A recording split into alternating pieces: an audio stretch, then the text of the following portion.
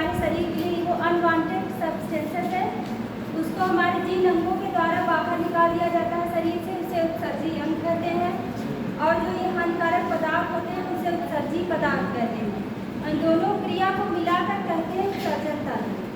तो हम लोगों ने आपको बताया था कि उत्सर्जी अगर हमारा क्या आता है, CO जैसे उत्सर्जी पदार्थ में CO2 है, अमोनिया है, तो और जैसे कि एक होता है कार्बनिक पदार्थ जिसमें कार्बन डाइऑक्साइड आता है, ठीक है, जो कि हमारे शरीर के लिए हानिकारक है।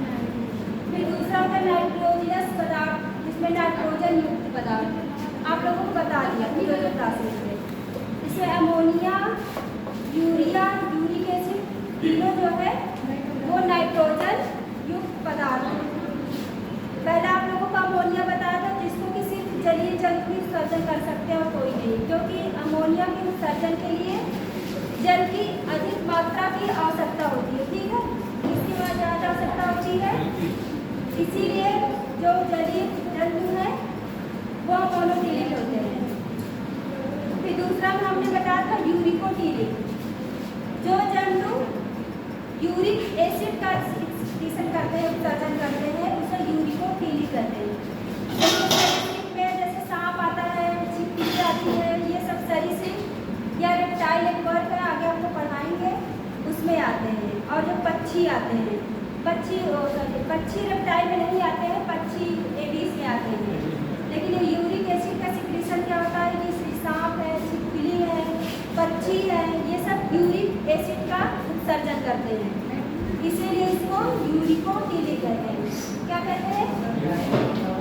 अमोनिया का सिक्रीशन, अमोनिया का उत्सर्जन कौन करता है?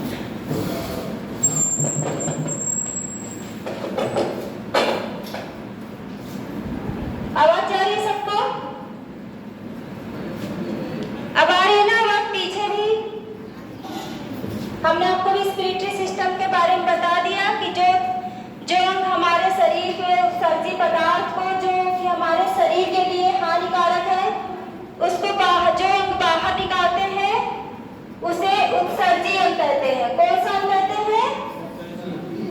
और जो पदार्थ बाहर निकलते हैं उसे उत्सर्जी पदार्थ कहते हैं।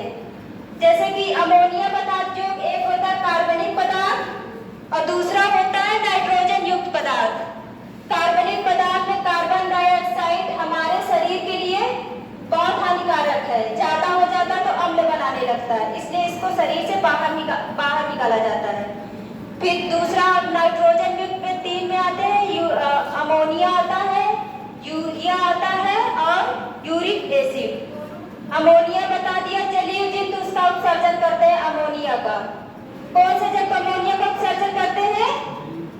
जलीय जंतु, जैसे प्रोटोजोआ हो गया, मछली हो गया, जितने भी जलीय जंतु वो अमोनिया का सिक्रीशन कर सकते हैं। अमोनिया बहुत ज्यादा हानिकारक होता है, उसके लिए ज्यादा जल की आवश्यकता होती है, ठीक है। फिर तीसरे पे आगे यूरिया, मानव और मेढक में यूरिया का सिक्रीशन होता है, ठीक है। तो हम लोगों में कौन सा है उत्सर्जी पदार्थ? यूरिया। अभी हम अंग की यहाँ तक आप लोगों को मैंने बता दिया था सैटरडे को, आज हम लोग उत्सर्जन अंग के बारे में भी बता दिया था, फिर भी थोड़ा रिवीजन करा दे रहे हैं। उसमें हम लोगों का उत्सर्जी में क्या आता है, हम लोगों का लीवर आता है, हम लोग का इसमें फेफड़ा भी आता है, क्योंकि कार्बन डाइऑक्साइड को वही बाहर निकालता है। और सबसे मुख्य अंग जो होता है वो किडनी होता है। मुख्य अंग कौन सा होता है? किडनी होता है। तो आज हम लोग किडनी के बारे में पढ़ेंगे। नाक को भी उत्सर्जित म्यूकस हमारे नाक से निकलता है, ठीक है, जो कफ वगैरह है। और हमारे मुंह भाप वगैरह निकलता है, वो सब किसके द्वारा निकलता है?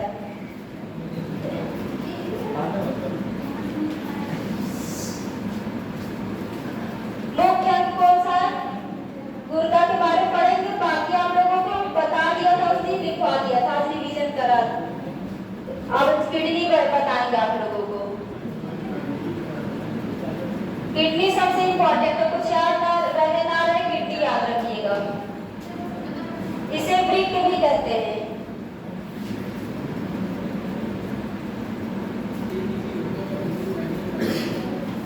ठीक है, किडनी के बारे में बता रहे हैं आप लोग। किडनी का थोड़ा सा स्ट्रक्चर देख लीजिए।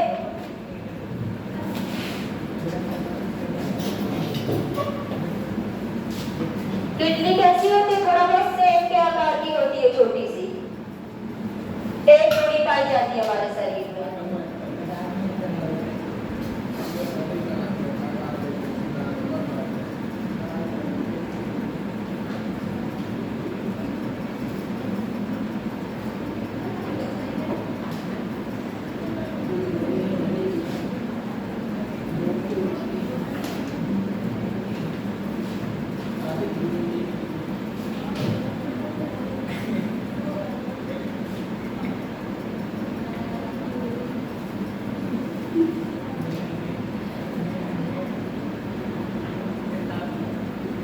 ये देखिए किडनी का स्ट्रक्चर है। ये सेब के बीज, आपने सेब का बीज देखा होगा, उसी की तरह ये किडनी होती है। और हमारे शरीर में एक जोड़ी पाया जाता है, और इसी किडनी पे एड्रिनल ग्लैंड भी पाया जाता है, जिसे कि हमने आप लोगों को बता दिया है। बता देना हार्मोन सबको याद है। अब जैसे ये किडनी हो गया और ये यूरेटर, ये किडनी हो गया, ये भी दोनों किडनी हो गए। और ये हो गया यूरेटर। मूत्रवाहिनी बोलते हैं इसको। जैसे कोई सब्जी पदार्थ बना किडनी से, ये मूत्रवाहिनी के द्वारा, ये मूत्राशय है, इसी में इकट्ठा होता है, और ये मूत्रवान यूरेथ्रा द्वारा बाहर आ जाता है। समझने के लिए थोड़ा समझ लीजिए आप लोग।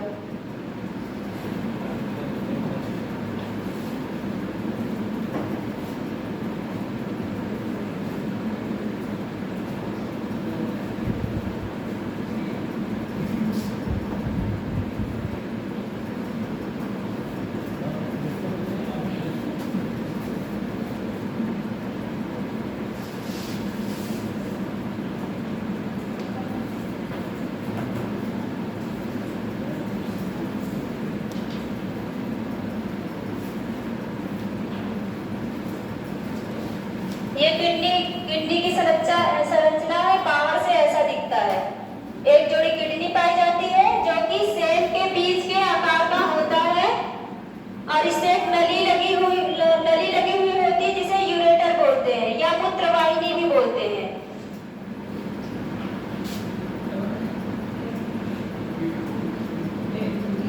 फिर ये मूत्रवाहिनी से ये जो यूरिन आता है, ये मूत्राशय में इकट्ठा रहता है, फिर उसके बाद ये यूरेथ्रा के द्वारा बाहर कर दिया जाता है। ये मूत्र मार्ग है। फिर इसका थोड़ा इंटरनल स्ट्रक्चर आपका पूछा गया है, बस एक स्ट्रक्चर।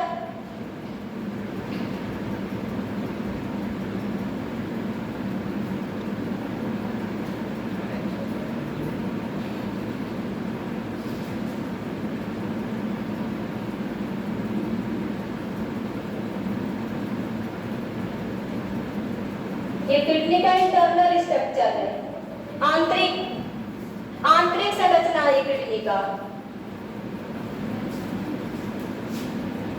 कैसी संरचना है? आंतरिक। इसका देखिए जो बाहरी भाग दिख रहा है, बस स्ट्रक्चर ही कभी कभी पूछ सकते हैं, पर एक बार इसका हीलियस पूछा गया था। हीलियस आपके एसएससी में पूछा गया था, हीलियस किसमें पाया जाता है? तब किडनी के आंतरिक भाग में पाया जाता है।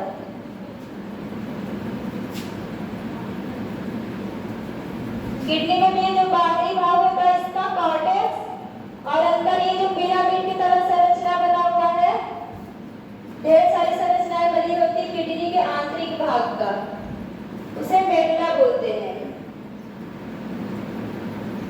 याद रखिएगा मेडुला ऑब्लांगाटा दूसरा चीज जो कि ब्रेन में पाया जाता है, हमारे श्वसन का नियंत्रण करता है, लेकिन ये किडनी में मेडिसिन से मेडुला पाया जाता है, पिरामिड की तरह संरचना हमारे किडनी के अंदर के भागों में पाया जाता है।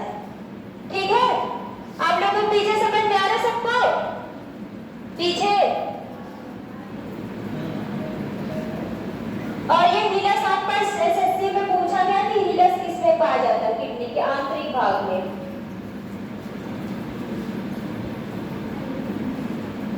बना लिया सब लोगों ने?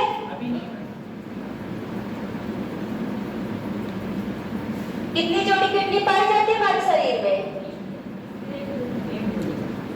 किसके आकार की होती है? ये आपके एसएससी में पूछा गया है। सेब का बीज देखा है? सेब का बीज देखा है कभी? सेब को देखा? सेब नहीं, काजू नहीं, सेब ऐसे ऐसे होता है, बीज ऐसे ऐसे करके।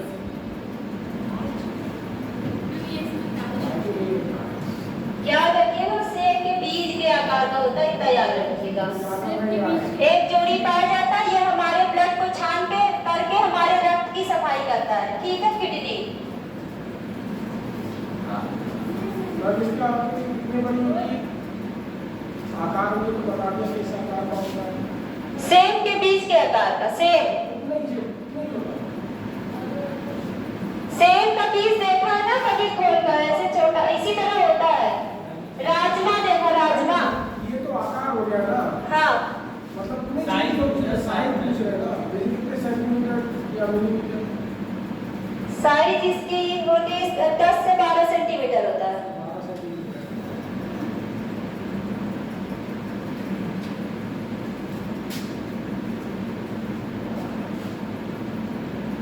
साइज में पूछा नहीं जाता आप लोगों में, लिखवाने पे लिखवा देंगे। कर लिया इसको? अभी नहीं मैम। पर इसमें नेफ्रॉन के बारे में बता दो थोड़ा सा। नेफ्रॉन क्या आता है? थोड़ा सा नेफ्रॉन। हाँ, किडनी की ये कार्यात्मक इकाई होती है।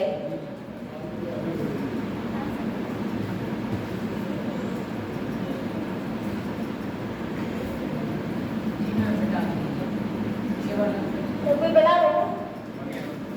ये वाला बन गया, इसमें बस हीलस याद रखिएगा, इंटरनल स्ट्रक्चर में हीलस पाया जाता है। यहाँ पे ऐसे मुड़ा हुआ होता है, तो उसी के भाग पे, इस आधार पे हीलस पाया जाता है।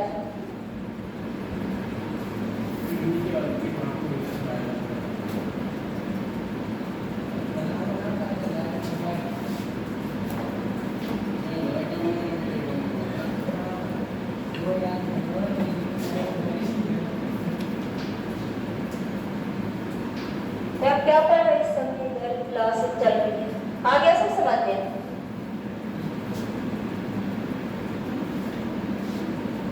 पिछला याद है सब? वही तो, जब ध्यान जब आए तो कम से कम पढ़ लीजिए, इसको पढ़ने का बहुत टाइम होगा।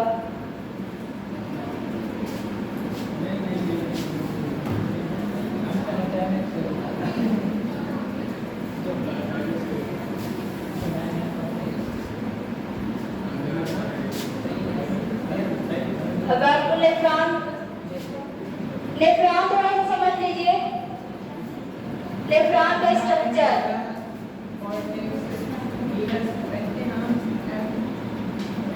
नेफ्रॉन क्या है? किडनी की कार्यात्मक इकाई है। Functional unit of kidney called as nephron.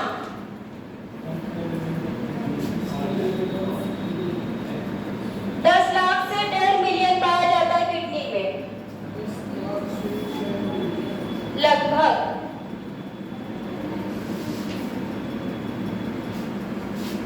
अब ये देखिए इसका स्ट्रक्चर ऐसा है, इसमें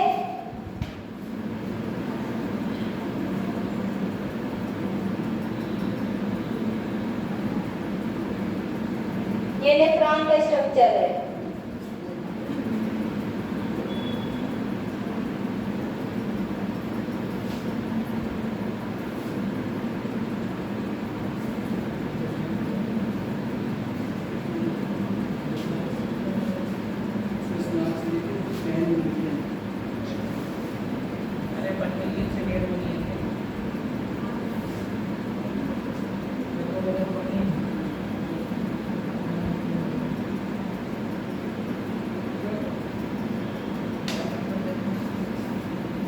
देखिए ये हो गया आपका बोवेन कैप्सूल, ये नेफ्रॉन का स्ट्रक्चर है।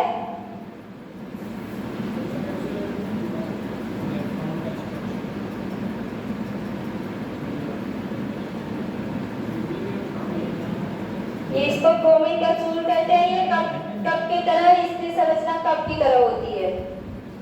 और ये तो ग्लोमेरुलस,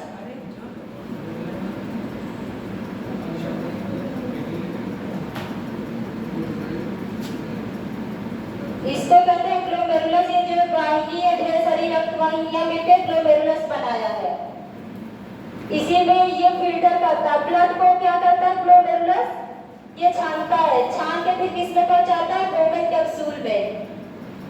फिर ये जो छानता है इसे फिल्टर कहते हैं। जो रक्त को छानता है, इसमें हानिकारक पदार्थ भी रहते हैं, वो फिल्टर इसमें रहता है। क्यों आप पढ़ क्यों नहीं रहे इसको? देखिए ये जो नेफ्रॉन होता है हमारे किडनी में पाया जाता है।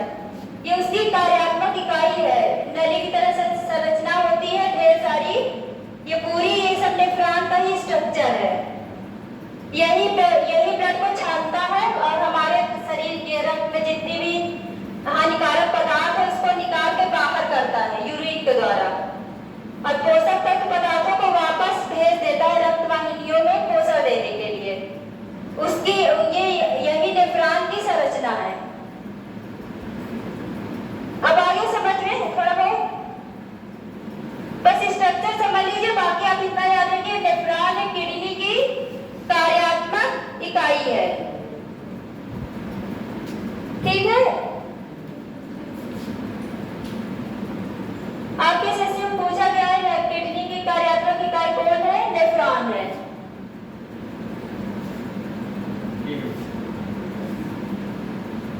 फिर इसके जो बोवेन कैप्सूल है, इसमें जो छना हुआ रहता है, ब्लड छना हुआ वो रहता है। ठीक है, जिसको कि ग्लोमेरुलस अभी इसमें इकट्ठा है वो। ठीक है, अब वो इसमें आएगा, इन नलिकाओं में आकर के आपको सिंपली बता दें कि जो रक्त को छानता है, किडनी छानता है रक्त को। रक्त में ही बहुत सारी हानिकारक पदार्थ रक्त में रहते हैं, सबको बाहर करता है जितने भी हानिकारक पदार्थ है।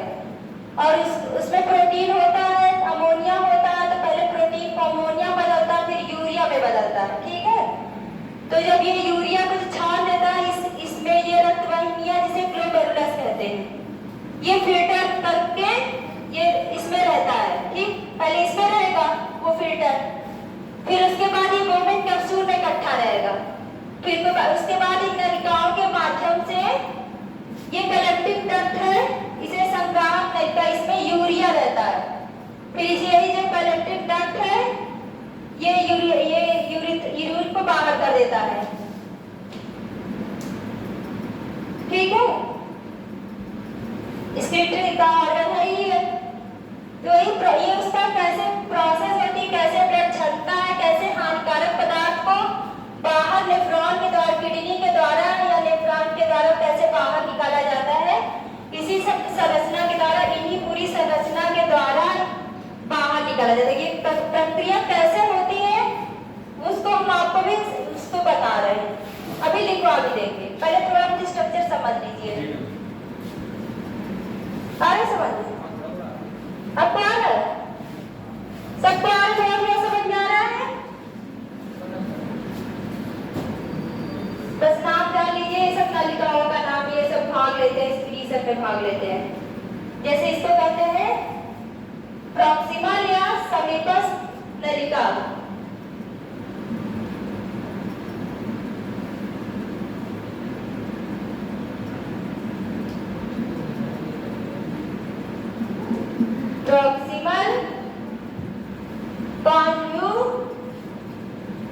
लेटेड ट्यूब्यूल, ठीक, नाम है इसका, क्योंकि ये गोमेन कैप्सूल के पास है, इसे समीपस्थ कुंडलित नलिका भी बोलते हैं हिंदी में, और इसको बोलते हैं डिस्टल कन्वोल्यूटेड ट्यूब्यूल।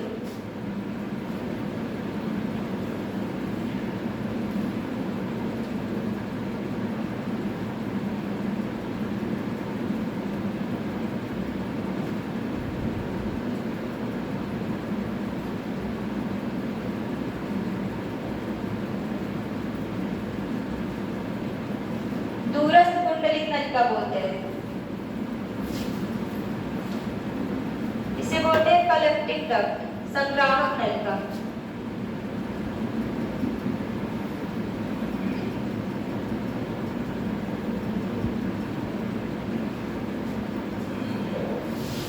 और ये हेनले लूप है।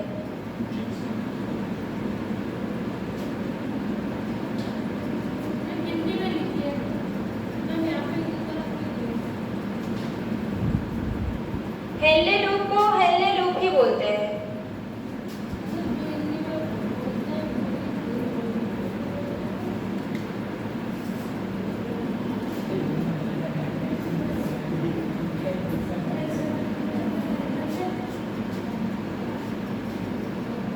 देखिए ये जो आगे ये बहुत ढेर सारा इलेक्ट्रॉनियों का ये पूरा ये एक तरह से बहुत ढेर सारा मिलकर गुच्छे की तरह संरचना है, इसमें ये ग्लोमेरुलस है, और ये कप की तरह जो संरचना है गोमेन कैप्सूल कहते हैं, और इसमें ये नलिका लगी हुई है, जो पास में है उसे समीपस्थ नलिका बोलते हैं, समीपस्थ कुंडलित नलिका या प्रॉक्सिमल कन्वोल्यूटेड ट्यूब्यूल बोलते हैं, और जो दूर वाली है डिस्टल कन्वोल्यूटेड ट्यूब्यूल या दूरस्थ नलिका, और इसे कलेक्टिंग डक्ट या संग्राहक नलिका बोलते हैं। अब जैसे इसमें हानिकारक कैसे छानता है किस क्रिया विधि के द्वारा, तो इसमें सबसे ये जो फिल्टर है इसमें फिल्ट्रेशन होता है, अल्ट्रा फिल्ट्रेशन जिसे कहते हैं। इसमें हानिकारक पदार्थ से प्रोटीन है, कार्बोहाइड्रेट है, अमीनो एसिड है, ये सब इस फिल्टर में रहते हैं, लेकिन ये संग्राहक नलिका में जब प्रॉक्सिमल में आता है तो जितने भी अमीनो एसिड है ये सब बाहर कर दिया जाता है, और काम की चीजें शरीर के रक्त में वापस कर दिया जाता है। जैसे हेनले लूप में पानी को अब्सॉर्ब कर लेता है, जिसे पुनरावशोषण कहते हैं, पानी को अब्सॉर्ब करके संग्रहित कर लेता है, और यूरिया को इस नलियों के द्वारा यूरिया बाहर निकल जाता है। आगे समझ में ये लिख लीजिए।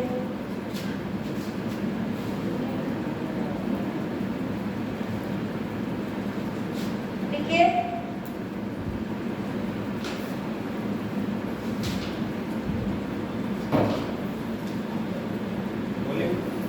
प्रत्येक किडनी में, हमारी किडनी सेब के बीज के आकार की होती है, सेब के बीज की आकार की होती है, यह 10 से 12 सेंटीमीटर लंबी होती है, और 5 से 7 सेंटीमीटर चौड़ी होती है। 10 से 12 सेंटीमीटर लंबी होती है,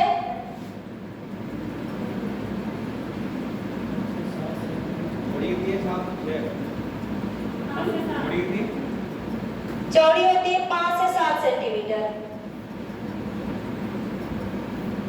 और 2 से 3 सेंटीमीटर मोटाई होती है इसकी।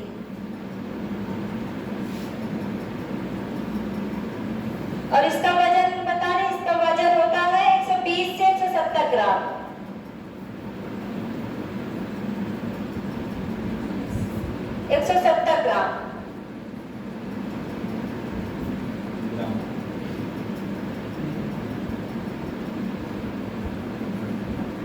देखिए प्रत्येक किडनी है ना, तो प्रत्येक में लाखों फिल्टरिंग इकाइयां होती हैं, फिल्टरिंग इकाइयां जिसे कि नेफ्रॉन कहते हैं।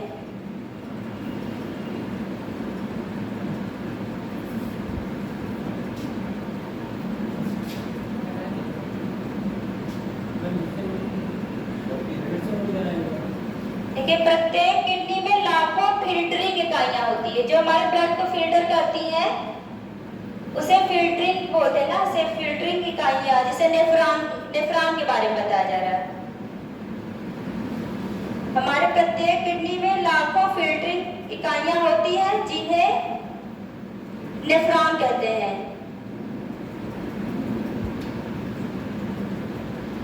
नेफ्रॉन में ग्लोमेरुलस नामक एक नलिका लगी होती है। मैम थोड़ा स्लो बोलिए, लिखना ही नहीं लिख पाते तो दूसरी आ जाती है। नेफ्रॉन में ग्लोमेरुलस नामक एक संरचना होती है।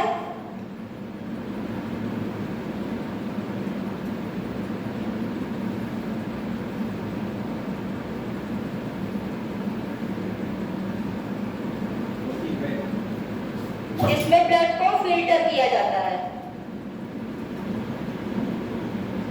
तो आप नहीं लिख रहे हो?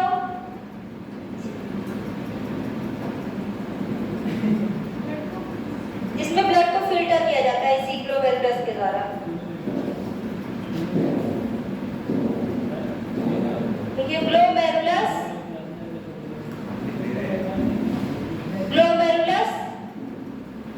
रक्त को फिल्टर करता है।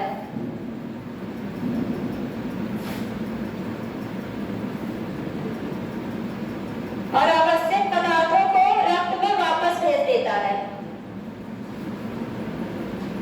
हानिकारक पदार्थों को फिल्टर करता है और आवश्यक पदार्थों को रक्त में वापस भेज देता है।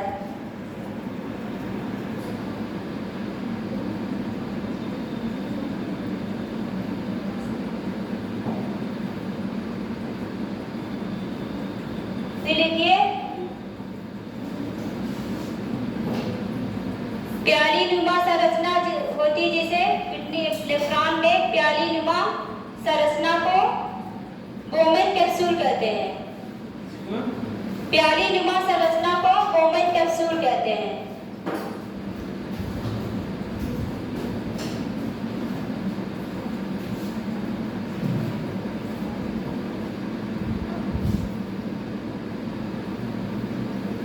इसमें प्याली नुमा संरचना को बोमेन कैप्सूल कहते हैं।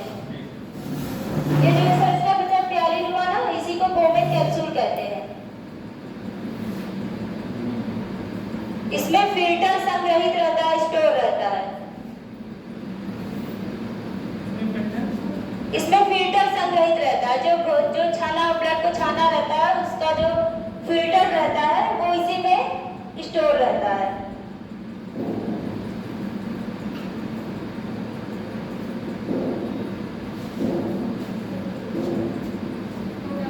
बोमेन कैप्सूल के पास वाली नलिका को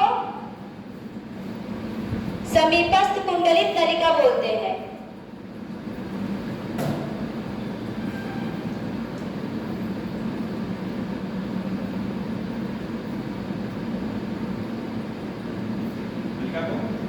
समीपस्थ कुंडलित नलिका बोलते हैं।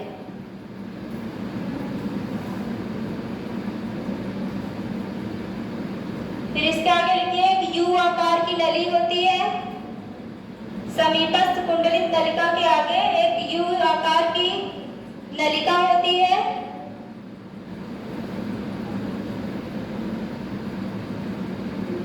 जिसे हेनले लूप कहते हैं। जिसे हेनले लूप कहते हैं।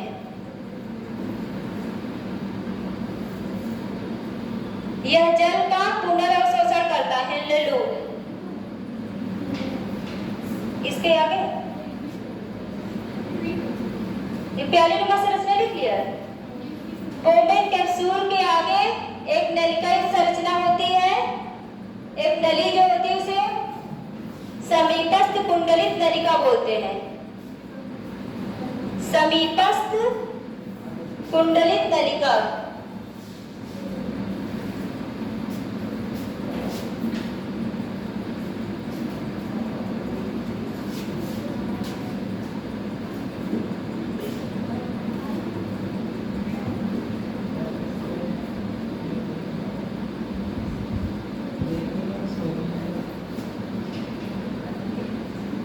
ये है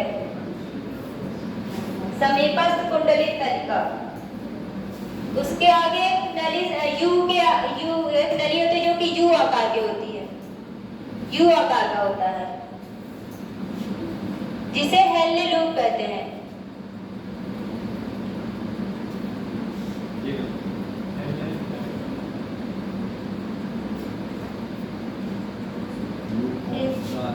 फिर इसके बाद बोमन कैप्सूल, ये हेल्ले लूप के आगे की जो नलिका होती है उसको बोलते हैं डिस्टल कन्वोल्यूटेड ट्यूब्यूल या दूरस्थ कुंडलित नलिका।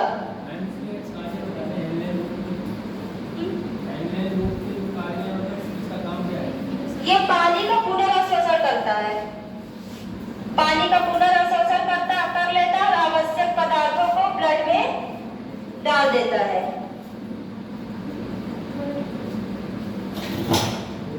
ये जितनी भी नलिका है ये सब बोमेन कैप्सूल, ग्लोमेरुलस, ये जितनी भी नलिकाएं समझ लीजिए हानिकारक पदार्थों को ये फिल्टर करके बाहर किडनी से बाहर करवा देती हैं और आवश्यक तत्वों को एब्जॉर्ब करके ब्लड में वापस भेज देती है। बस इसका यही काम है।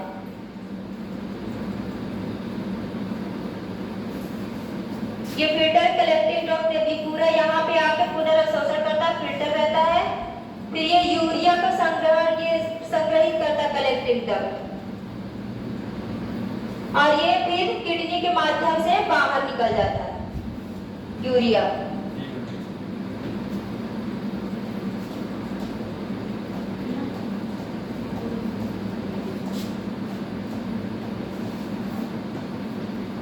चाहे हम इसको शॉर्ट फॉर्म में पीटीसी भी बोलते हैं,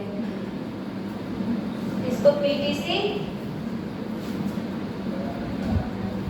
और इसको डीसीटी।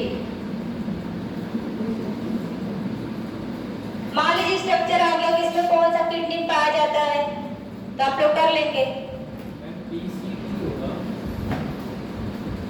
ग्लोमेरुलस, बोमन कैप्सूल, ये कुंडलित, ये सब लिख लिया आप लोगों ने? पीसीटी होगा ना, पीसीटी होगा, हाँ पीसीटी, सॉरी पीसीटी। लिखाना पहला वर्ड इसका।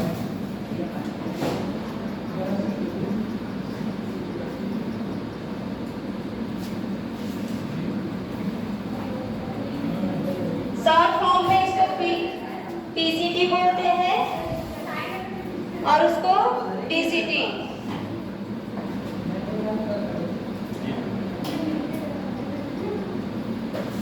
ठीक है, नेफ्रॉन रक्त से अपशिष्ट पदार्थों को बाहर निकालते हैं। ठीक है, नेफ्रॉन अपशिष्ट पदार्थों को रक्त से बाहर निकालते हैं।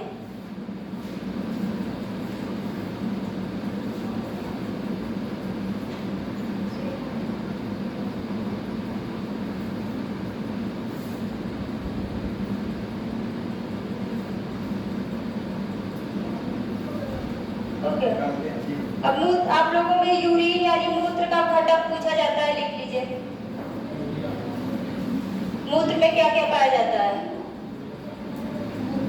इसमें 95% जल होता है, जल होता है। यूरिन, इसको यूरिन बोलते हैं, यूरिन। यूरिया 2% होता है, 2% यूरिया। 95% जल होता है। यूरिया 2% होता है, क्योंकि यूरिन हल्का अम्लीय होता है इसलिए इसका पीएच 4.5 होता है, 4.5।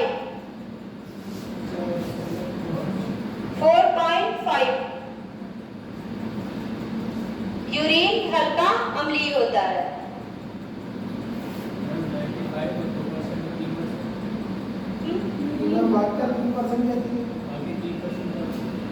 तीन 3% यूरिया 2% बताएं।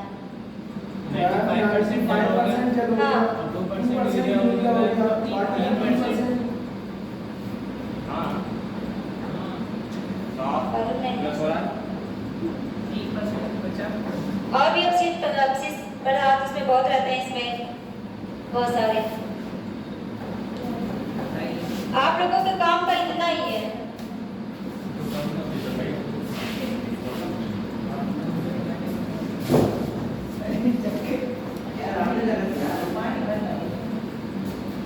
देखिए हम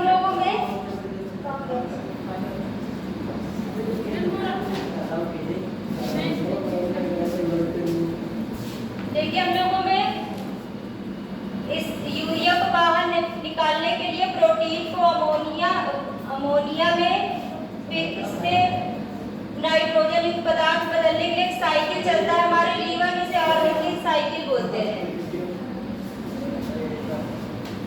ऑर्निथिन साइकिल लिख लीजिए, पूछा जा सकता है।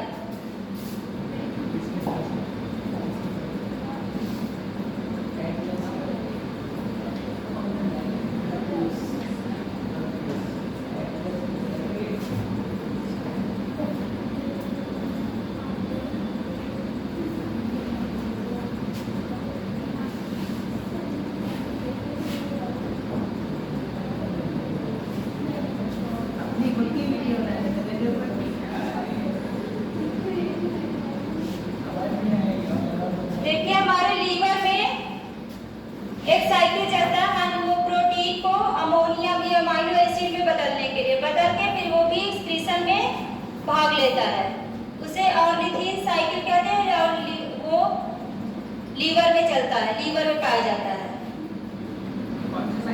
Ornithine cycle. मैम लिख दीजिए, मैम लिख के पढ़ाओ,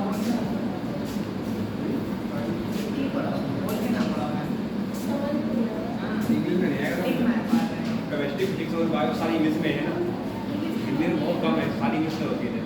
ये बुक लेके आओ, इंग्लिश में लेके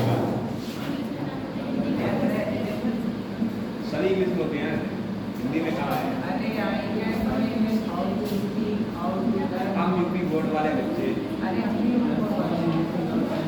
ये लीवर में चलता है, ये अमोनिया को यूरिया में बदलता है ऑर्निथिन साइकिल, इसी के माध्यम से अमोनिया यूरिया में बदलता है।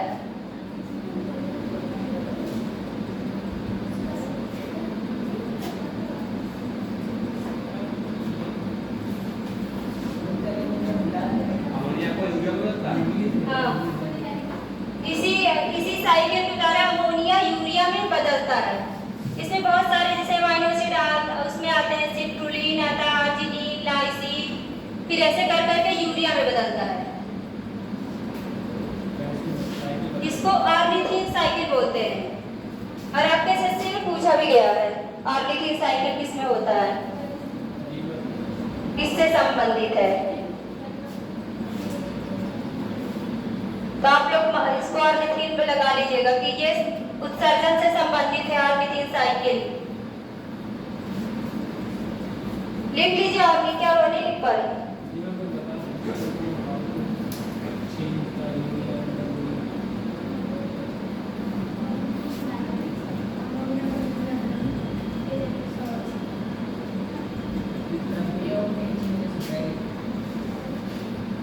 डायलिसिस के बारे में, डायलिसिस ये एक साइकिल होता है जिसमें ये हमारे लीवर में पाया जाता है। लीवर में यूरिया बनता, सबको पता है। इसमें जैसे अमोनिया से प्रोटीन है, प्रोटीन से ये अमोनिया में फिर अमाइनो एसिड में टूट करके यही यूरिया को तोड़ता है।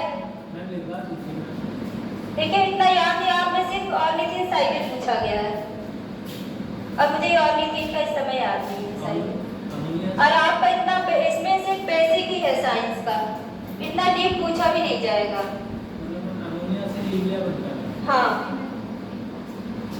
ये साइकिल अमोनिया को यूरिया में बदलता है, और बहुत सारे फेजेस आते हैं, जैसे आर्जिनिन बनेगा, आर्जिनिन अमाइनो एसिड बनेगा, सिट्रुलिन बनेगा, लाइसिन बनेगा, ऐसे कर करके ये तोड़ता है, फिर लास्ट में आकर यूरिया बना देता है।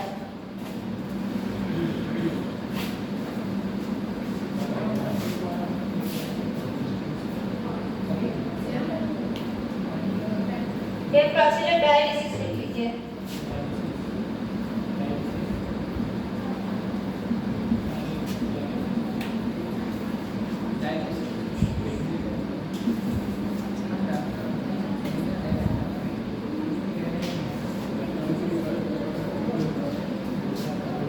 लिखिए डायलिसिस में लिखिए हेडिंग है मैम, डायलिसिस। मैम ये हेडिंग है। डायलिसिस प्रक्रिया के द्वारा ही ना, जैसे हमारा किडनी जब खराब हो जाता है, हाँ, जब हमारी किडनी खराब हो जाती है तो डायलिसिस के माध्यम से ये रक्त में खराब या हानिकारक पदार्थ उसको बाहर निकाल के शुद्ध रक्त को इसमें डाल दिया जाता है, हमारे शरीर में शुद्ध रक्त का संवहन होने के लिए, क्योंकि वो रक्त को छान नहीं पाता किडनी, तो टॉक्सिक सब्सटेंसेस हमारे शरीर को हानि पहुंचाने लगती है। तो फिर आर्टिफिशियल माध्यम से डायलिसिस कराई जाती है, रक्त को छाना जाता है। यह रक्त को छानना ही, छान करके हानिकारक पदार्थों को बाहर निकालने की क्रिया ही डायलिसिस है एक तरह से। पब्लिक इसको क्रिया होती है, हाँ, ये आर्टिफिशियल किडनी के माध्यम से करते हैं। आर्टिफिशियल मतलब आर्टिफिशियल किडनी प्लांट कर दी जाती है ह्यूमन में। नहीं, आर्टिफिशियल एक मशीन की तरह होता है, उसके द्वारा किया जाता है। देखिए इस डायलिसिस में इस प्रक्रिया के द्वारा बहुत सरल तरीके से शरीर के भीतर मौजूद खराब रक्त को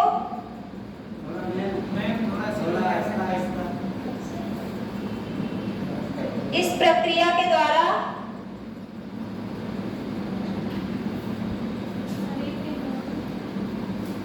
बहुत सरल तरीके से शरीर के खराब रक्त को फिल्टर करके बाहर निकाल दिया जाता है।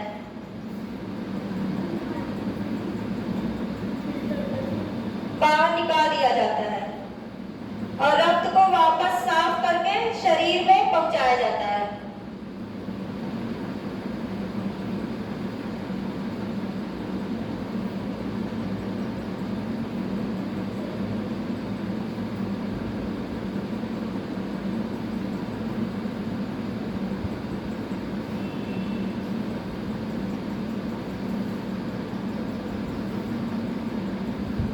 तो मैं जो अपनी किडनी है वो तो रोज खून फिल्टर करती होगी ना। मैम डायलिसिस तो 8 में दिन पे होता है। जिसकी किडनी खराब हो जाती है, रक्त को फिल्टर नहीं कर पाता, तो आर्टिफिशियल एक तरह से किडनी एक मशीन है, उसके माध्यम से खराब रक्त को बाहर निकाला जाता है। वो तो मैं डायलिसिस मतलब हाँ, वही डायलिसिस में ही बता रहे हैं। डायलिसिस के बाद होता होगा तो जैसे अपनी किडनी तो रोज खून फिल्टर करती होगी ना, मतलब कि कुछ समय बाद खून फिल्टर करती है। मैं उसकी अवस्था का पढ़ती नॉर्मल बॉडी के अंदर डायलिसिस की तरह में होता है। हाँ, डायलिसिस नहीं होता मुझे खराब हो जाता है। ये नहीं पता है। मैं मतलब अगर से किसी की किडनी में खराब हो जाती है तो खून फिल्टर नहीं कर पाती, तो वो कितनी बार डायलिसिस करवा सकता हूँ? इसकी कोई लिमिट है? उसकी स्टेमिना है, चाहे तो 7-4 महीने में, इतना मुझे अच्छे से पता नहीं है, लेकिन जब तक करवाते चलती है किडनी, कम से कम 18 या 20 साल चलती है आर्टिफिशियल किडनी, ये डायलिसिस चल सकता है। ये अगर कैपेसिटी है आपकी कि कोई बहुत पूरी लाइफ चल जाता है डायलिसिस से। अब जैसे प्रेमानंद जी हैं, प्रेमानंद जी महाराज 55 साल के हो गए हैं, उनकी वो डायलिसिस पे ही रहते हैं। एक बार डायलिसिस करवाने के बाद मैं कब तक करता हूँ? अभी उसको खून में फिल्टर करता है। 6 महीने पे या 4 महीने पे कराते हैं। और अगर किडनी जो ट्रांसप्लांट भी की जाती है, उसकी भी कोई बहुत ज़्यादा लाइफ नहीं होती, 18 से 20 साल होती है। और डायलिसिस तो फिर भी ठीक है, डायलिसिस चल जाती है लंबे से, डायलिसिस कराते हैं पूरा, फिर छलवाते हैं, फिर आर्टिफिशियल ब्लड को, आर्टिफिशियल किडनी के माध्यम से ब्लड को छानते हैं। अभी मैंने लड़का था, वो खत्म हो गया है, उसको यही प्रॉब्लम थी, बहुत हो जा रही तो नहीं, पर डायलिसिस पे थे, हाँ, तो उनका फिर नहीं हो पाया होगा, टाइम से डायलिसिस नहीं कराए होंगे, टॉक्सिक सब्सटेंसेस फैल गया होगा शरीर में। उनको डॉक्टर था ना, वो अपने आप इलाज करता था, बाद में ज़रा बीमारी बढ़ गई उसको, तो वो ये थोड़ा सा होगा। डायलिसिस में चाहे तो पूरी लाइफ भी चल सकते हैं, कुछ लोग नहीं भी चल सकते। उदाहरण के लिए प्रेमानंद जी हैं, उनकी दोनों किडनी खराब है, उन्होंने अपने किडनी का नाम राधा, एक किडनी का नाम कृष्ण रखा है। लेकिन डायलिसिस कराने प्रॉपर जाते हैं, रेगुलरली वो डायलिसिस टाइम टू टाइम कराते हैं, ऐसा नहीं है।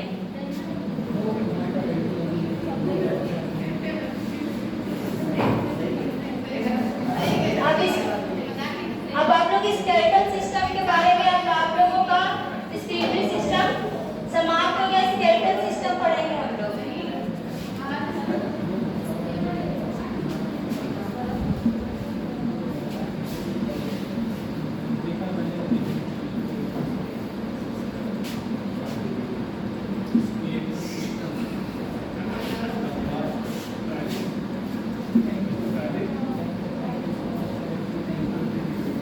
कंकाल तंत्र के बारे में पढ़ेंगे।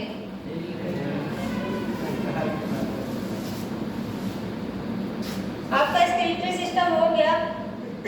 अब आप लोगों स्केलेटल में बस नेफ्रॉन पूछा जाएगा, रक्त की सफाई कौन करता है, किडनी करता है, 3 या 4 क्वेश्चन पूछे जाएंगे।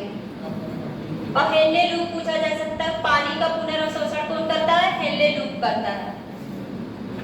इंटरनल स्ट्रक्चर में हिलस पाया जाता है, आपका पूछा गया, हमने बता दिया।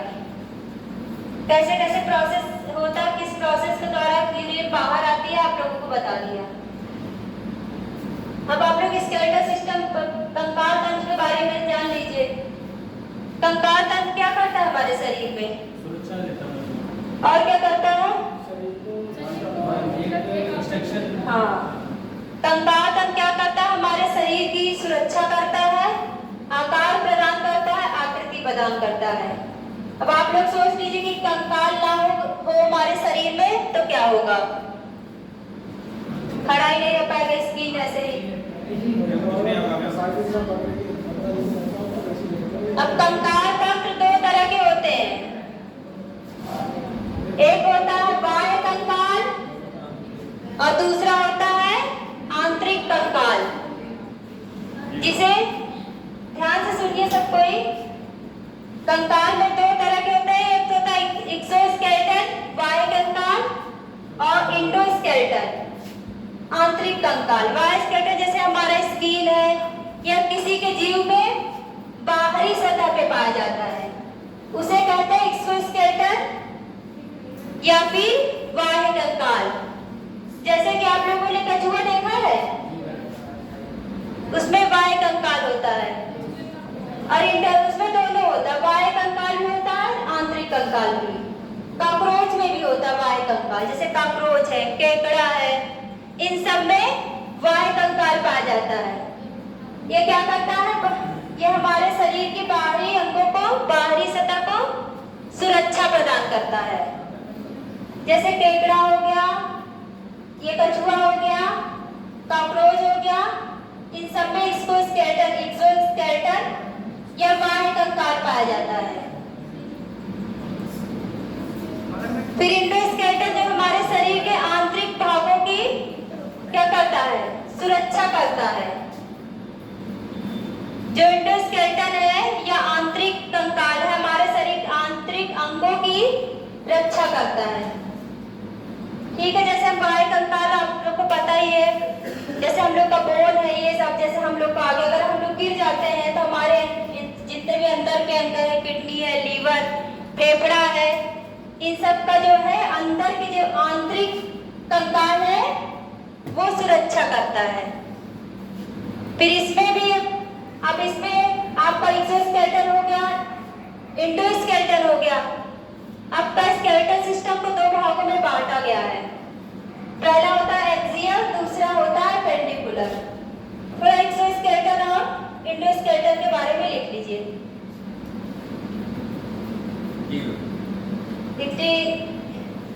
बाह्य कंकाल या एक्सोस्केलेटन लिख दे रहे हैं।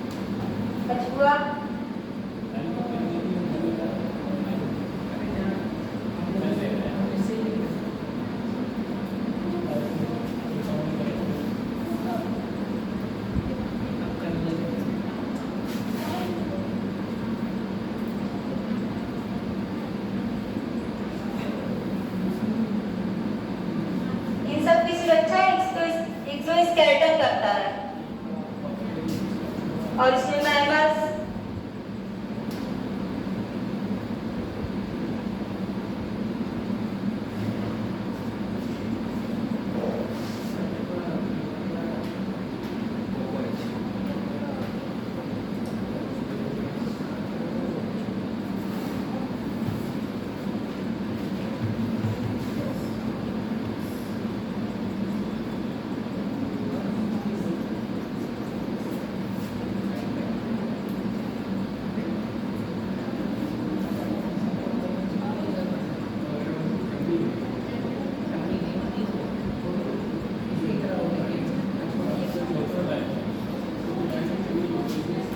आप लोग ये देखिए लिख लीजिए। स्केलेटन दो तरह के होते हैं, एक्सोस्केलेटन और इंडोस्केलेटन।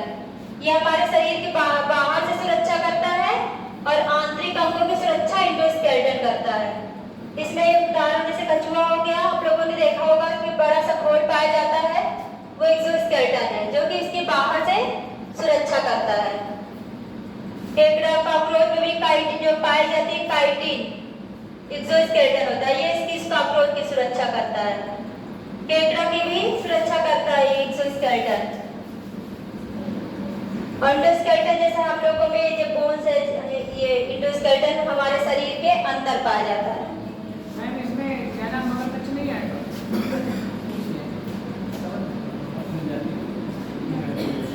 स्तनी आपको मगरमच्छ भी चाहिए? तुम्हारे जैसा घड़ियाल। ये थोड़ी देर बाद मगरिया भी आ गई। सांप भी कह दिया करो कि वो तो क्यों? इससे सांप भी तो आएगा। इसमें हाँ सांप का एक्सोस्केलेटन सब में पाया जाता है, सांप में पाया जाता है, मगर ये सब आप लोगों में पूछा जाता है इसलिए लिखवा दे रहे हैं। नाखून में भी पाया जाता है एक्सोस्केलेटन, ये भी एक्सोस्केलेटन है, एक्सोस्केलेटन है। जानवरों का खुर होता है, पता है? तो दोनों पाए जाते होंगे ना मैम? ये मैमल्स जैसे हम लोग हैं, मैमल्स में आते हैं, कुत्ते, बिल्ली, ये सब इस तरीके में आते हैं। ये इंडोस्केलेटन सुरक्षा करता है। मैम ह्यूमन में तो मैम दोनों पाए जाते होंगे। हाँ ह्यूमन में भी दोनों पाया जाता है, लेकिन हम बता रहे हैं कि एक्सोस्केलेटन दो तरह के होते हैं। जो ये बाहर से सुरक्षा करता है और वो आंतरिक भागों की सुरक्षा करता है। मैम क्रोकोडाइल में हाँ क्रोकोडाइल में भी पाया जाता है। कौन सा? एक्सो इंडो दोनों पाया जाता है, कहानी में लेकिन आप लोगों ने पूछा ये सब जाएगा।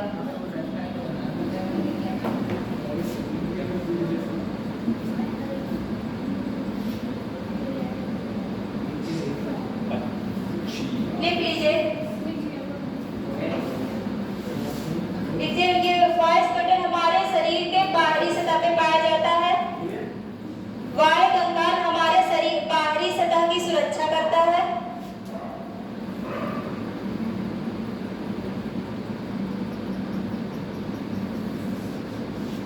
उदाहरण भी लिख लीजिए, नाखून, खुर, कछुआ, केकड़ा, कॉकरोच, इन सब में एक्सोस्केलेटन होता है।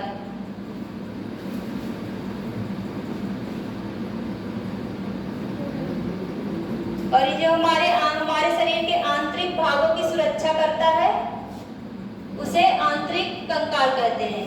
ये मांसपेशियों के नीचे पाया जाता है। जो कंकाल होता है हम लोगों को किसमें पाया जाता है? ऊपर मांसपेशियों से पूरा कवर रहता है कंकाल।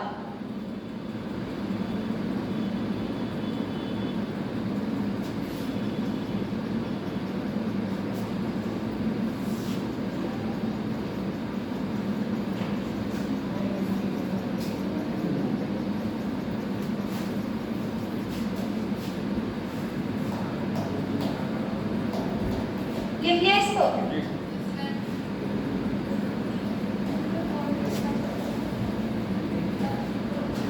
कछुआ और कॉकरोच पूछा भी गया आप लोगों का, इसको समझाने के लिए बता दिए आप लोग का। अभी मेल आ गया।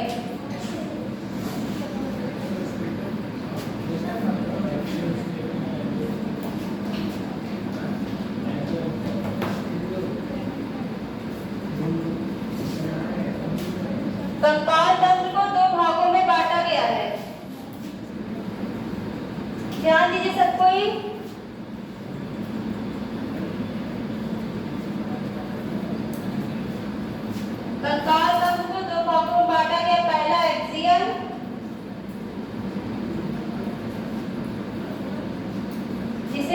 कंकाल तंत्र भी कहते हैं अच्छीर।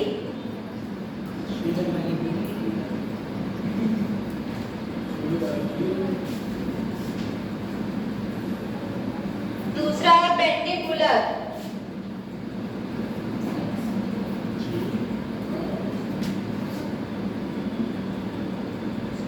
पेंडिकुलर स्केलेटल सिस्टम,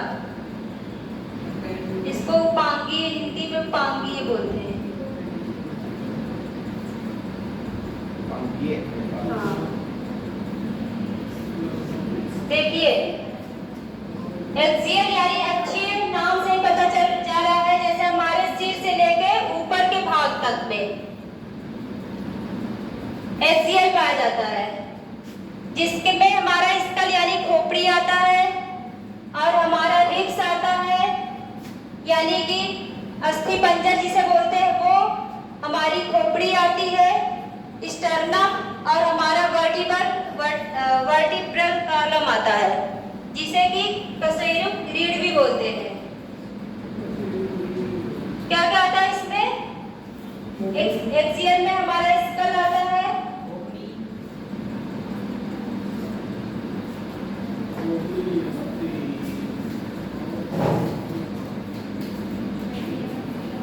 इसमें रिब्स आता है,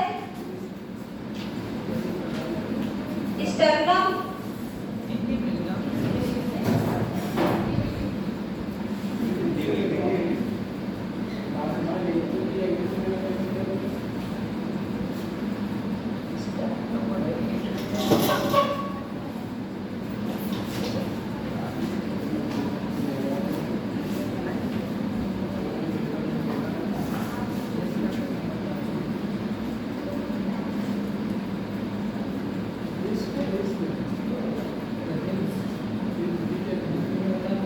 आप लोग इसको समझिए, जो हमारा सिर है पूरा वो इसमें स्कल आएगा, हमारा सिर भी आएगा, और जो क्रेनियम है जिसमें पैर रहता है वो भी आएगा स्कल में। और रिब्स आपको पता है, रिब्स में अस्थि पंजर जो आता है हमारा, रिब्स में 12 जोड़ी हड्डियां बताया था ना पाया जाता है। ये देखिए ऐसे हमारे शरीर पे आप लोगों ने कभी देखा होगा ऐसे संरचना। हाँ हाँ, पसली की हड्डियों को रिब्स बोलते हैं, उसे रिब्स बोलेंगे। और जो इसका आधार भाग ये जोड़ रहा है इसको स्टर्नम बोलेंगे।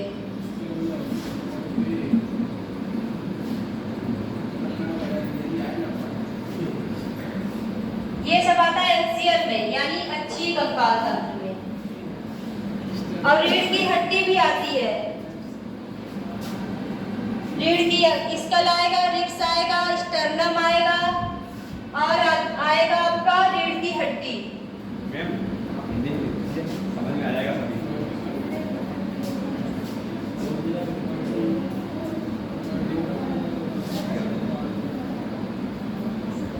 ट्रांसलेट कर लिया यार।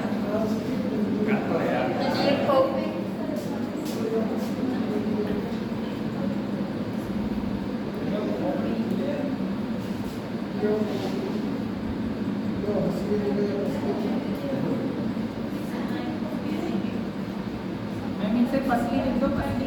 हाँ, पसली हड्डी।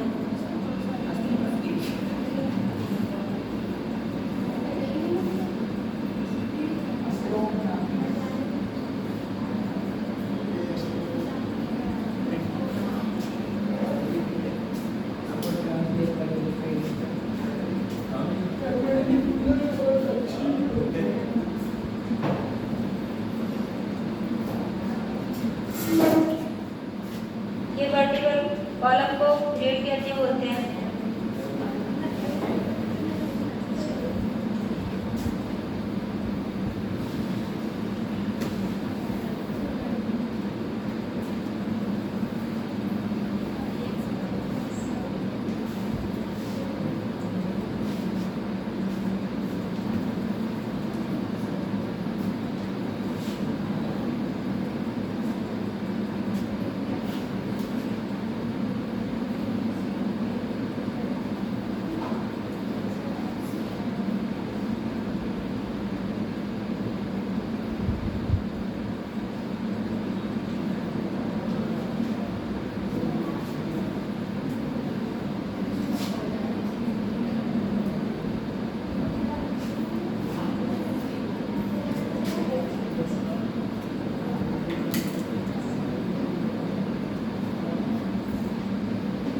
#GBS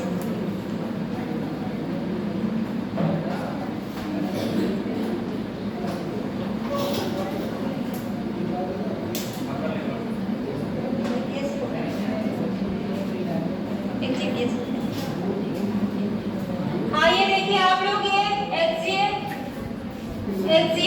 इस कंकाल तंत्र को दो भागों में बांटा गया है। अक्षीय कंकाल तंत्र या एक्सियल स्केलेटल सिस्टम, दूसरा पेंडिकुलर या उपांकीय कंकाल तंत्र। अब इसमें स्कल आ जाता है जिसमें कि सिर की जिसमें सिर आता है। स्कल में पता है कि सिर का क्या है, खोल है, ठीक है। और फिर ये अस्थि पंजर की इसमें आता है पसली की हड्डियां यानी रिब्स आता है, स्टर्नम और रीढ़ की हड्डियां आती हैं।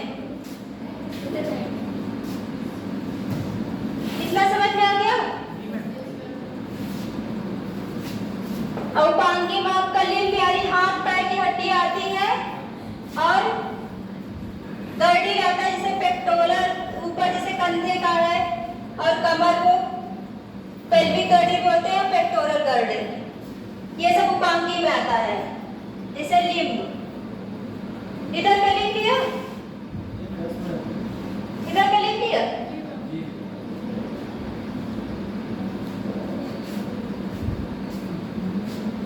उपांगी में हाथ पैर की हड्डियां आती हैं, हाथ पैर की, और गर्डल आता है जैसे पेल्विक गर्डल और पेक्टोरल गर्डल, जिसे श्रोणी मेखला बोलते हैं पेल्विक को।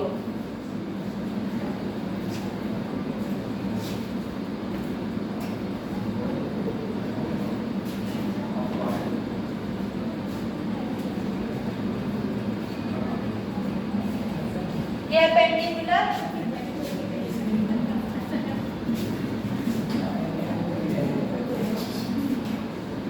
इसमें लिंग बताए कि खींचो कर रहे हैं। स्माइल कीजिए आप।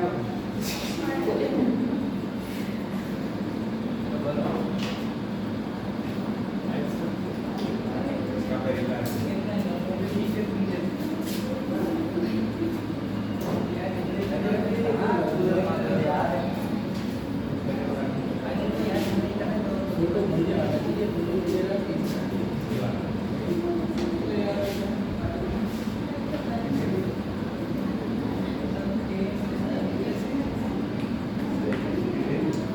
अरे और कोई टाइम नहीं।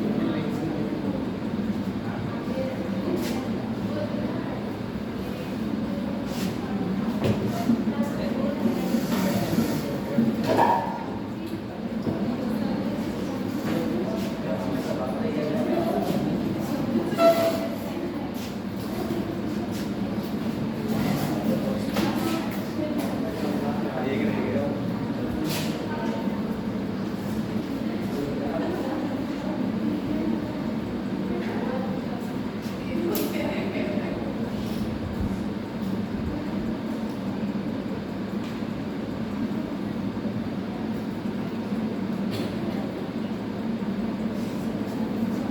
जिसमें पेंडिकुलर में आता है लिम्ब यानी हाथ पैर की हड्डियां, हाइंड लिम्ब और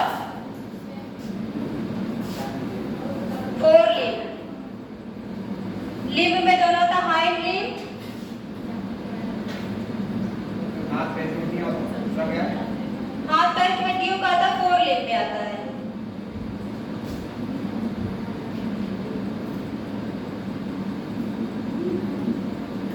जब भी है। हाइंड लिम्ब में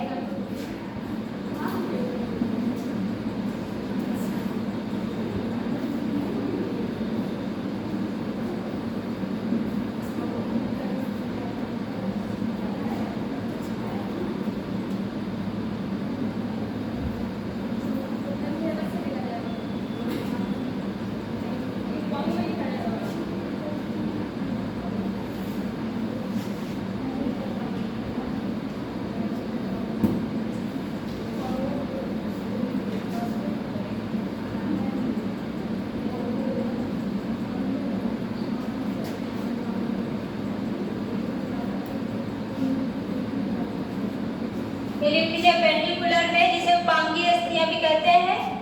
इसमें लिम्ब और गर्डल आता है। ऊपर के जैसे कंधे हैं ये सब है, और ये हाथ है, ये सब आ जाएगा पेक्टोरल गर्डल में। और हमारी जो कमर की हड्डी है ये आ जाएगा पेल्विक गर्डल में। लिख लीजिए, कुछ समझाते हैं। अच्छी में ये लिख लीजिए पेंडिकुलर स्केलेटन या उपांगीय। कहाँ गए सब?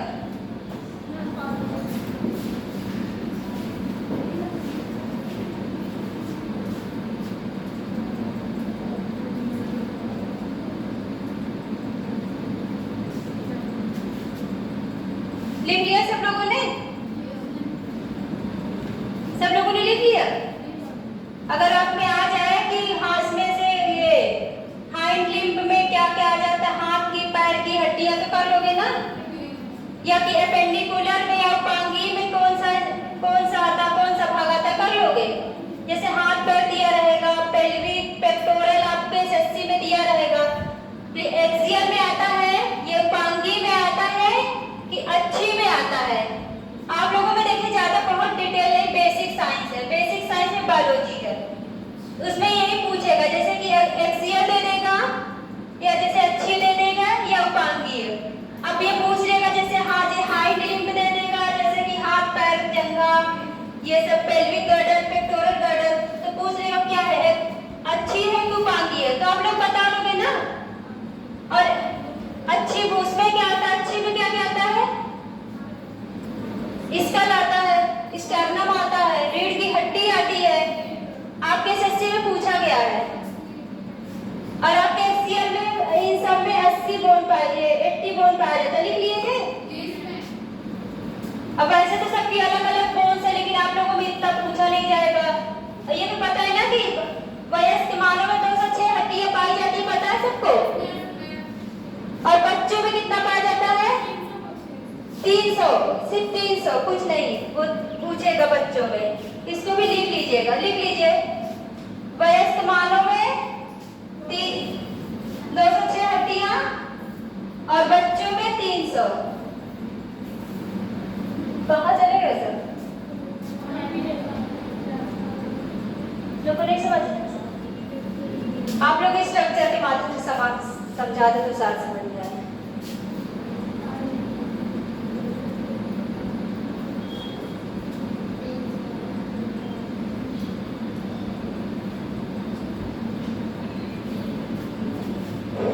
पूरा संधि भी आप लोग को जॉइंट्स भी पढ़ाना है।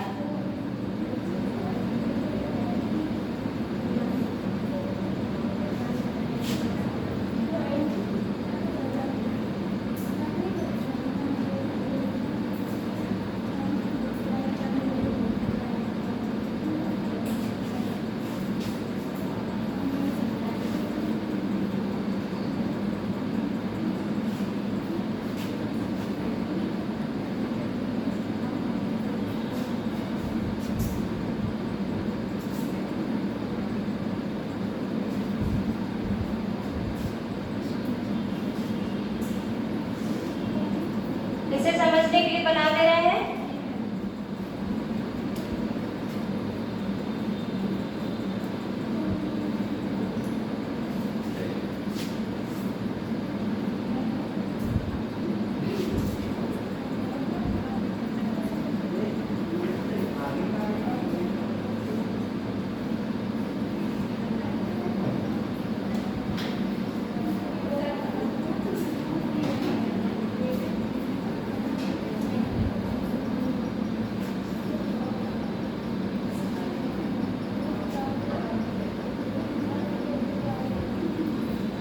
ये देखिए, ये आप लोग का कंकाल है, ये एक्सियल हो गया। इधर नीचे रीढ़ की हड्डी मान लीजिए। अब आपका जैसे ये एक्सियल अच्छी,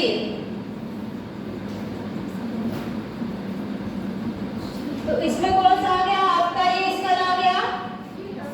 स्कल में हमारा सिर भी आएगा, इसी में बंद होता है ना, सिर भी आएगा, फेस भी आएगा, नाक भी आएगा, सब आएगा। ठीक, जब स्कल में पूरा आ जाएगा।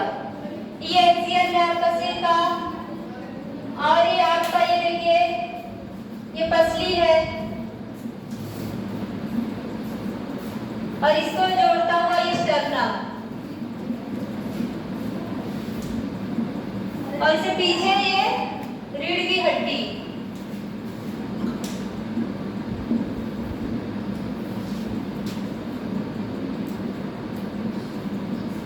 ठीक, ये सब आपका अच्छी में आ गया। ठीक है, ये इतना भाग हो गया। अब इसके नीचे पे आते हैं। ये ऊपर का समझ लीजिए, अच्छी में जितने भी ऊपर के हमारे भाग हैं उन सब में अच्छी या एक्सियल स्केलेटल सिस्टम आता है, जिसमें पसली आ गया, हमारा स्कल आ गया, स्टर्नम आ गया, रीढ़ की हड्डी। अब नीचे वाले भाग पे आते हैं पेंडिकुलर में।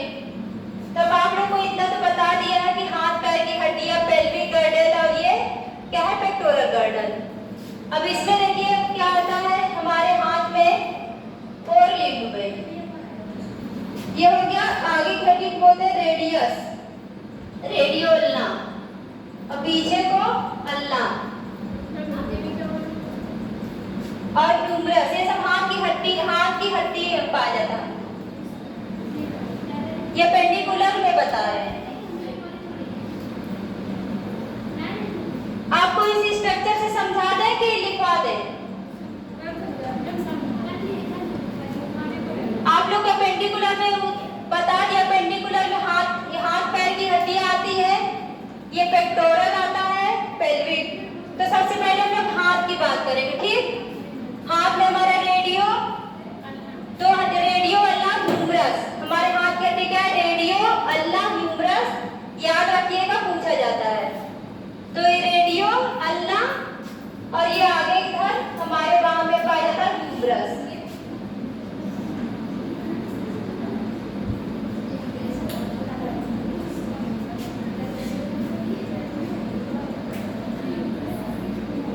ह्यूमरस ये सब हमारे हाथ की हड्डियां। आगे वाला जैसे हमारा हाथ है ना, दो भाग, यहाँ आप देखोगे दो भागों बटा, जैसे हड्डियां दो भागों बटा है। आगे की हड्डी को रेडियो बोलते हैं या रेडियस भी बोलते हैं, और उसके पीछे वाले को अल्ना। और इसमें हमारे हाथ में ह्यूमरस बोन भी पाया जाता है, ह्यूमरस बोन। ठीक, दोनों हाथ में। ठीक है, अब ऐसे ही पैर में आ जाइए, हाइंड लिम्ब में।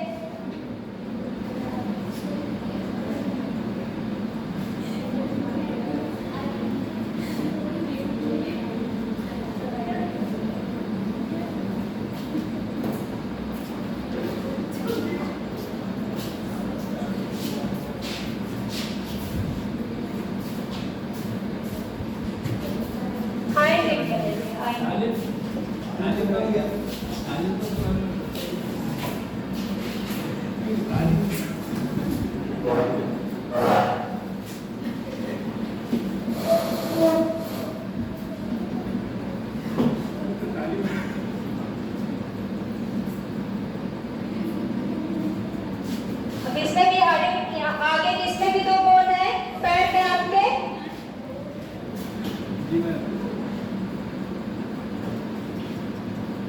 ठीक है, आगे की बोन को बोलते हैं टिबिया और फिबुला। टिबिया और पीछे जो दूसरी बोन है फिबुला। ये पैर की हड्डियों में पाया जाता है। आप पूछा गया टिबिया किस में पाया गया है?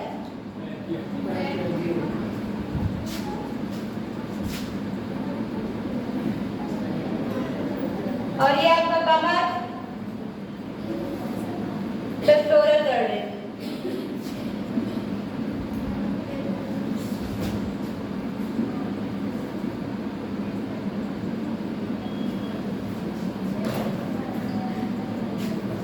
और आपका ये कंधा से लेकर के कंधा और हाथ, ये पेक्टोरल गर्डल आता है।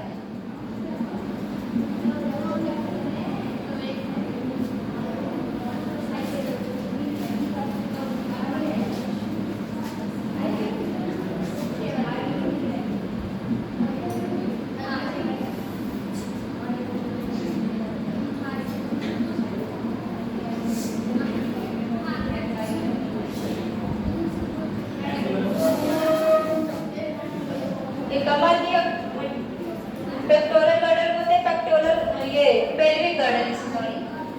उसको पेल्विक गर्डन बोलेंगे। कमर की हड्डी को पेल्विक गर्डन बोलेंगे और पेक्टोरल ऊपर कंधे में ऊपर के भाग को पेक्टोरल गर्डन।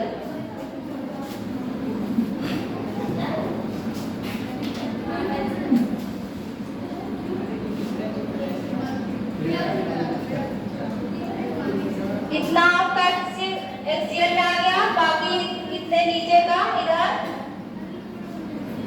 आपका उपांगीय में आ गया।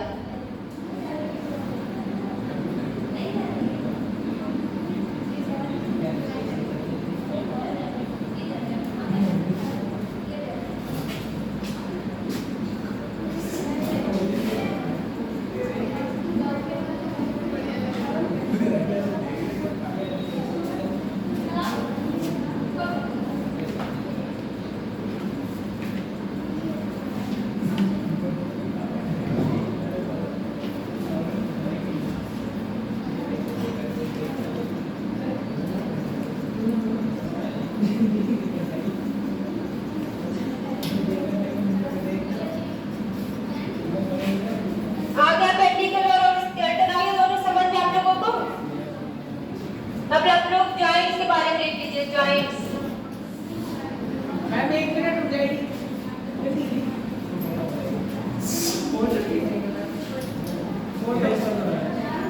नहीं, कहाँ से समझ रहे हो आप लोग थे नहीं क्लास में? नहीं मैम, फोटो क्लिक करते हैं, कोई बात नहीं। कल फिर बता दें, कल फिर रिवीजन करा देंगे। आप लोग ये देखिए, जो हाथ, ये हाथ है ना, हम लोग आपको अच्छी इसमें समझा रहे थे, ठीक? अच्छी में बता दिए था, आपका स्कल आता है, स्टर्नम आता है, रिब्स आता है, रीढ़ की हड्डियां, और हम लोग फिर उसके बाद इसमें ये सब ऊपर के भाग, हमारे ऊपर के जितने भाग है सब अच्छी में आता है, समझिए। फिर नीचे के भाग में अपेंडिकुलर आते हैं। अपेंडिकुलर में समझा रहे थे कि हमारे जो हाथ है इसमें दो बोन होती है, एक होता है रेडियो, रेडियो और अल्ना। तो आगे वाले बोन को रेडियो या रेडियस में बोलते हैं और इसके पीछे वाले बोन को अल्ना बोलते हैं। ये हमारे हाथ में पाया जाता है। और थोड़ा इसके पीछे जाके ह्यूमरस, हमारे बांह की हड्डी को ह्यूमरस बोलते हैं, ठीक है? ये हाथ की हड्डियों के बारे में हो गया। और उसके बाद हम पैर में बताते कि पैर में क्या क्या पाया जाता है। इसमें भी इसी तरह दो बोन होता है, एक होता है पहला टिबिया और दूसरे को फिबुला बोलते हैं। और जांघ की हड्डी को इधर ऊपर के भाग में इसे फीमर बोलते हैं। हाँ, ये सबसे बड़ी हड्डी होती है।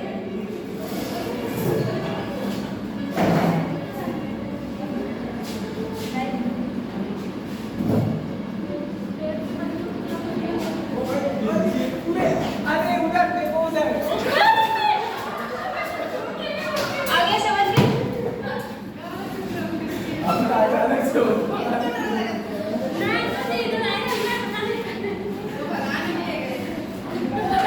अब आप लोग जॉइंट्स के बारे में देख लीजिए। जॉइंट्स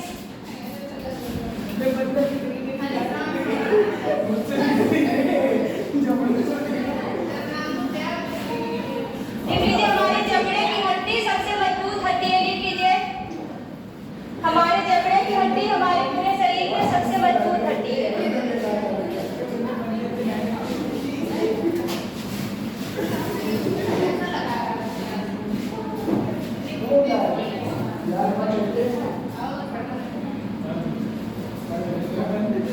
अब आइए संधियों के बारे में समझ लेते हैं। संधि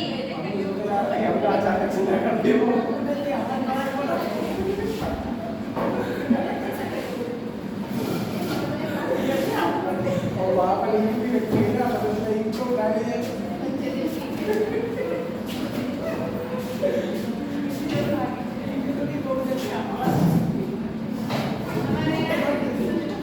संधि के बारे में समझ लीजिए थोड़ा बहुत।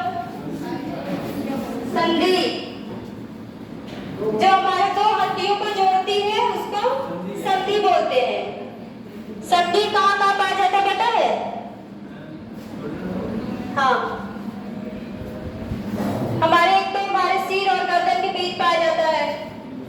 हमारे कोहनी में पाया जाता है, कमर में पाया जाता है और ये इसमें पाया जाता है। जो दो हड्डियों को जोड़े उसे संधि कहते हैं। संख्या का तो नहीं पता, ये जहाँ जहाँ दो हड्डियों के बीच में पाई जाती है। ये 3 तरह की होती है। ये जॉइंट्स 3 प्रकार की होती है। फाइब्रस,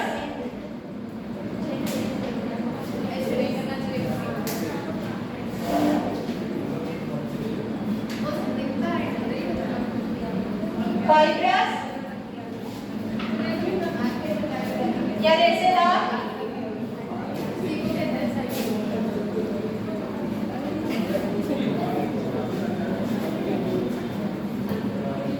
अचल संधि।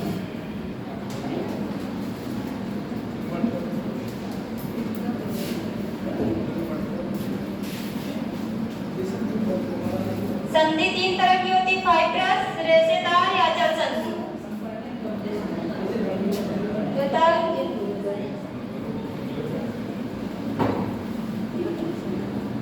इसमें बिल्कुल भी, इस संधि में बिल्कुल भी गति नहीं होती, ये हिल-डुल नहीं सकता, लेकिन संधि है, 2 हड्डियों के बीच पाया जा रहा है, हड्डियों के बीच बीच में।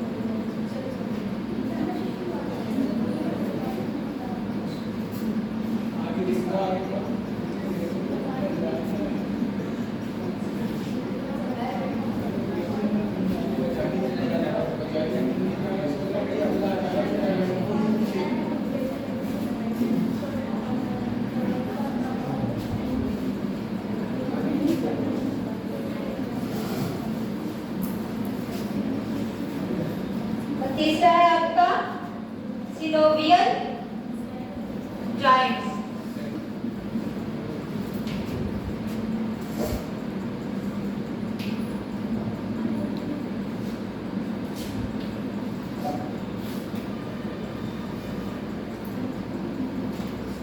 समझ में आ गया?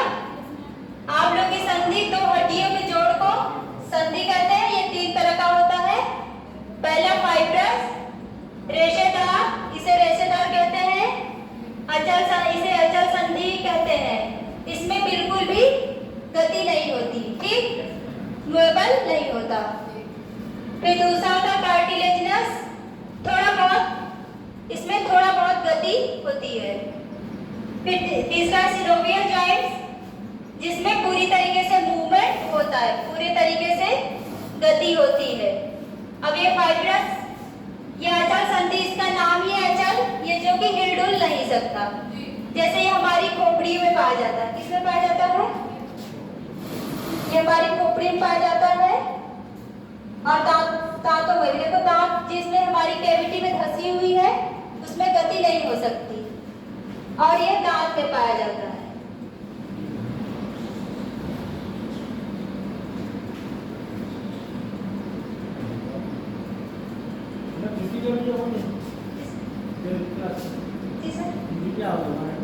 अच्छा, अच्छा सर,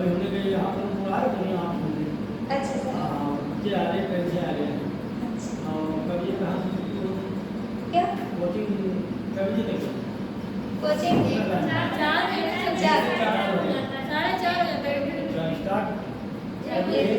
एक बजे से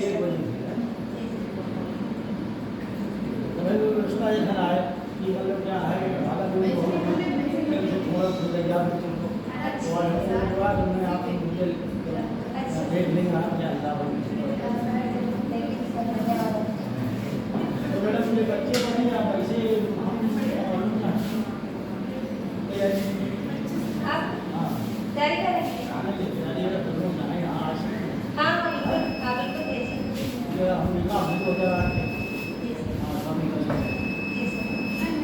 उसको 60 तो भाड़ा बोली देती है तो क्या है ये आपकी कभी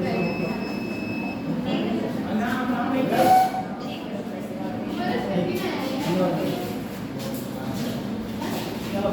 उपास्थि में देखिए ये कार्टिलेजिनस जिसे उपास्थीय संधि कहते हैं। इसमें तो बिल्कुल इसमें थोड़ा बहुत होता है, जैसे कि रिब्स की हड्डी पसलियों में।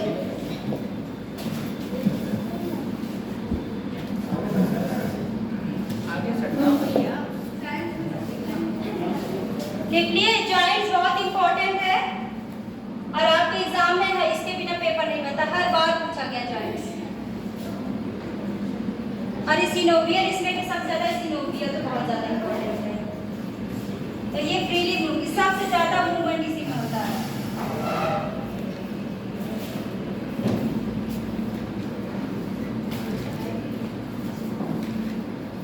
ठीक है सब, ये मेन आपका सिनोवियल जॉइंट्स है, इसको लिख लीजिए फिर आगे का बताते हैं। इसके आगे का